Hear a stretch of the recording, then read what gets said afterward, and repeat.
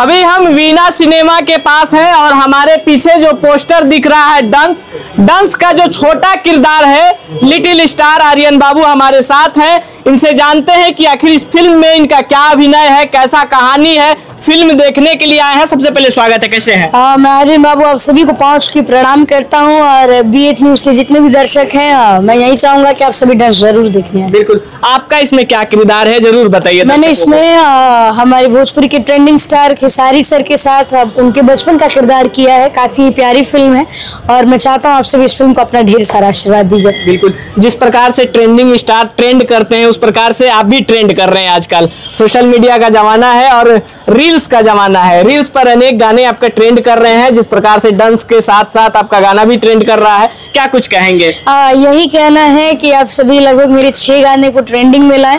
तो जितना कहूँ आप सभी के लिए कम है, इतना आशीर्वाद प्यार दुलार देने के लिए। बिल्कुल। हम चाहेंगे थोड़ा सा डांस का आपका जो किरदार है वो 2-3 लाइन बताएं कि क्या इसमें किरदार है, कैसा रोल है।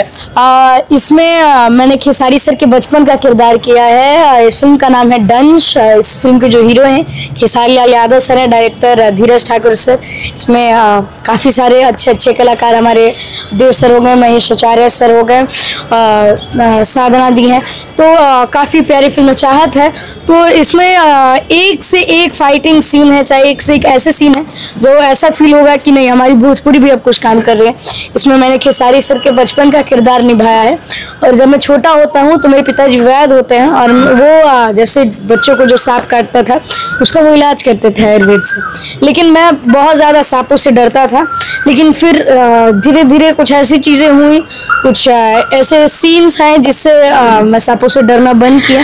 और जब मैं बड़ा होता हूँ तो काफी सारी ऐसी चीजें होती है जो आप सभी को फिल्म में देखनी है। अच्छा, क्या सांप से सच में डर लगता है आर्यन बाबू को? हाँ, लगता है। डर लगता है। तो फिल्म में जो ओरिजिनल का था सांप या डुप्लीकेट वाला था? नहीं, डुप्लीकेट था। डुप्लीकेट था, इसलिए डर नहीं लगा? नहीं। अच्छा, भोजपुरी सिनेमा को लोग नकार रहे हैं। भोजपुरी को लोग बताते हैं कि बहुत ज्यादा अश्लीलता हो गया है, बल्गर हो गया है। क्या इस फिल्म में कोई अश्लीलता वाला चीजें देखने को मिलेगी? बोलने वाले तो बोलेंगे लेकिन इस फिल्म में ऐसा कुछ नहीं है। ये फिल्म आके आप पूरी फैमिली के साथ एंजॉय कर सकते हैं।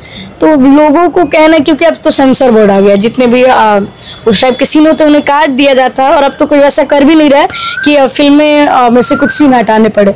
मैं यही चाहता हूँ कि आप सभी जरूर जाइए, फिल्म को एंजॉय करिए और पूरी फैमिली के साथ एंजॉय करिए। ये नहीं कि अकेले आके आप देख सकते, पूरी फैमिली के साथ आके देख सकते हैं। बहुत प्यारी फिल्म है। बिल्कुल। लेकिन इस लुक में खेसारी जी बिल्कुल अलग और रौद्र रूप में नजर आ रहे हैं। क्या हमारा भोजपुरी भी अब साउथ लेवल पर जा रहा है? बिल्कुल। हम लोग अपनी पूरी कोशिश कर रहे हैं और जनता का साथ चाहिए और आप जैसे लोगों का, ताकि हम लोग और अपनी भोजपुरी फिल्मों को ऊंचे लेवल तक ले जाएं।